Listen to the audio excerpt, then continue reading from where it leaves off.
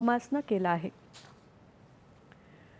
भारताच्या पहिल्या व्यावसायिक प्रो स्टेज एलिट पुरुष सायकलिंग या आंतरराष्ट्रीय सायकलिंग स्पर्धेचं अधिकृत चिन्ह आणि शुभंकराचं अनावरण काल पुण्यात झालं।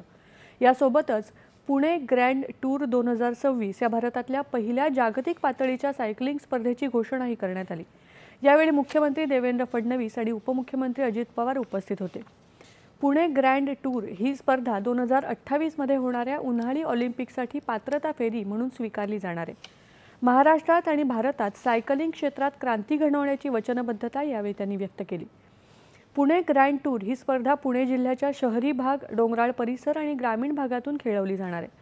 भारतातल्या पहिल्या UCI 2.2 आंतरराष्ट्रीय सायकलिंग स्पर्धेचं आयोजन पुण्यामध्ये होतंय। ही आपल्या सर्वांसाठी एक ऐतिहासिक घटना आहे। पुणे ग्रँड टूर हे महाराष्ट्राच्या क्रीडा दृष्टिकोनाचं प्रतीक आहे असं मुख्यमंत्री देवेंद्र फडणवीस यावेळी म्हणाले।